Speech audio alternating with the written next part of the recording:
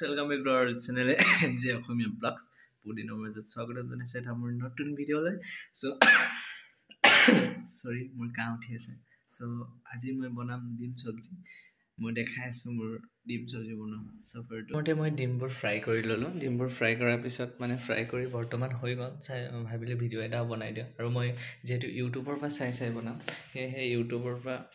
চাই বনাওঁতে অলপ ভুল হৈ যাব পাৰে আৰু লাষ্টত সবজিটো কেনেকুৱা হয় আপোনালোকক দেখাম তো গাইস মই ইউটিউবৰ পৰা চাই ললো ইউটিউবত দেখাইছিল যে পিয়াজ আলু আৰু মই বিলাহীটো লগাই দিছো বিলাহী দিয়া নাছিলে সো বিলাহীটো মই নিজৰ ফালৰ পৰা লগাই দিছো আৰু মই এতিয়া কাটি লওঁ সবজি সো গাইস বস্তুকেইটা কাটিনতে কাৰণে মই কিছুমান কথা কৈ দিওঁ যে আজি আমাৰ সেমিষ্টাৰ লাষ্ট এক্সাম আছিল ফাইনেল এক্সামৰ সো ভিডিঅ' বনাম বুলি ভাবিছিলোঁ কিন্তু ঘৰৰ পৰা ইমান সোনকালে আহিব লগা হ'ল যে মই ভিডিঅ' একো বনাব নাপালোঁ আৰু সো কাইলৈ কলেজ উইকৰ বাবে প্ৰেক্টিছ কৰিব ডিপাৰ্টমেণ্টত মাতিছে হয়তো যাব পাৰোঁ তেতিয়া হয়তো ভিডিঅ' বনাব পাৰোঁ যদিহে চান্স পাওঁ সো প্ৰথমতে পিয়াজ কাটিব দিছিলোঁ পিয়াজটো কাটি লওঁ পিয়াজ আৰু আলু আৰু কি আছিলে এইটো বিলাহী সো বিলাহী কাটি লওঁ সো গাইস আমি ৰুমলৈ আহিছিলোঁ আগষ্টত আহিছিলোঁ আমি আৰু আগষ্টৰ পৰা এতিয়া পাই গ'ল ডিসেম্বৰ সো কমপ্লিট 5 মাহ হ'ল আমি কলেজলৈ আহা আৰু 6 মাহৰ কোৰ্স আমি 3 মাহত শেষ কৰা ষ্টুডেন্ট আমি নহয় মানে সবে সো যেতিয়া যিয়ে ফাইনেল এক্সাম দিছে 1 স্টেজ মানে ফাৰ্স্ট সেমৰ সিহঁতে তেওঁলোকে 6 মাহৰ কোৰ্সটো 4 মাহত শেষ কৰি এক্সাম দিছে তো মই পিয়াজ কাটিছো বাবে মানে চকুৰ পৰা হতে চকু পানী ওলাই গৈছে অলপমান 1 মিনিট গাইস মোৰ চকু খুলিব পৰা নাই সো গাইস ফাইনালি কাটি হৈ গ'ল আৰু মই এতিয়া বনাবলৈ যাওঁ গাইস প্ৰথমতে দেখিছিলোঁ যে আলুখিনি ভাজি লৈছিলে সো এতিয়া মই আলুখিনি প্ৰথমে ভাজি লওঁ তাৰ পিছত কি কৰোঁ চাই লওঁ মানে ভিডিঅ'টো চাই লওঁ তাত কি কৰে গাইস ফাৰ্স্ট অফ অল মই আলুটো ভাজি লওঁ আৰু কিনো কম সবজি বনাবলগীয়া হৈ গৈছে যিটো লৰাই আগতে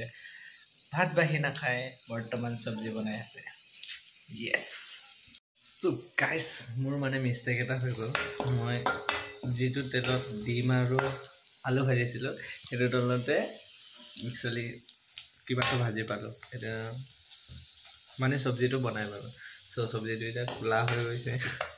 লাষ্টলৈকে দেখাও নে নেদেখাও নাজানো আৰু সো তথাপিও চেষ্টা এটা কৰিছোঁ আৰু বনাবলৈ সো খাবতো লাগিবই যেহেতু মই বনাইছোঁ সো গাইস এটা বিগ বনাই হ'ল কিন্তু মই আপোনালোকক সবজিটো দেখাব অৱস্থা নাই সো কি কওঁ সবজিটো এনেকুৱা হৈ গ'ল যে আপোনালোকৰ দেখালে হয়তো বেহুচ হৈ যাব এনেকুৱা সবজি হৈ গ'ল সো সবজিটো উতলি আছে সবজিটো কোলা হৈ থাকিলে আই থিংক একে তেল ইউজ কৰাৰ কাৰণে হ'ল চাগে নাজানো কিন্তু সবজিটো কোলা হৈ গ'ল এতিয়া খাবতো লাগিবই কিন্তু খোৱাত কেনেকৈ সবজিটো গাইজ বহুত ইণ্টাৰেষ্টিং এটা কাহিনী হ'ল এই মোহনে নিমখ বয়াম এয়া আৰু এয়া গাখীৰ মই নিমখ বুলি গাখীৰ গোটেই সবজিত ঢালি দিলোঁ এতিয়া চাইছোঁ সবজিত নিমখ অলপো হোৱা নাই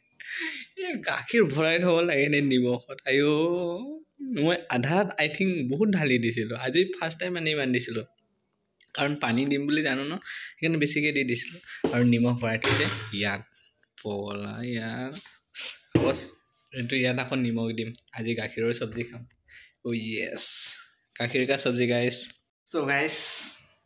এতিয়া আৰু এটা কাম হ'ল মই সবজিত নিমখ বেছি দি পালোঁ এতিয়া আকৌ পানী ঢালি উতলাই আছে এয়া মোৰ সবজি আৰু মই এতিয়া আকৌ ইয়াত ঠিকছে পানী ঢালি দিলোঁ হয়তো এতিয়া পানী বেছি হ'লেও খাম সৰি নিমখ বেছি হ'লেও খাম কম হ'লেও খাম নিদিওঁ আৰু হেল্ল' গাইছ সো মোৰ ভাত বৰ্তমান ৰেডি হৈ আছেহি আৰু যিহেতু ভাত সবজি অলপ থাকে ভাত মই কুকাৰটো খুলি চালোঁ আৰু ভাত কুকাৰত অলপ আছিলে হয়তো এইটো মোহনে ৰাতিপুৱা বনাইছিলে চাগে সেইকাৰণে পেলাবলৈ বেয়া পালোঁ সেইবাবে মই এইটো বৰ্তমান ফ্ৰাইড ৰাইচ বনাই দিম সো টাৱা হৈ গৈছে গৰম টাৱা সো গাইজ ফাইনেলি মই বনাই আছোঁ এইটো ভাত মানে ভাজি দিছোঁ যিটো ভাত থাকি গৈছিলে আৰু এয়া চিটিটো মাৰিব লৈছে ভাতটো এইপিনে হৈ আছে আৰু মই ৰাতিপুৱাৰ কাৰণে একেবাৰে বনাই লৈছোঁ কাৰণ মই বনাই থাকিবলৈ মন নাই সো চ' গাইজ ফাইনেলি মোৰ ভাত চব্জি হৈ গ'ল আৰু মই বৰ্তমান এতিয়া ভাতটো খাই লওঁ। চ' আজিলৈ বাই বাই, কাইলৈ লগ পাই আছোঁ।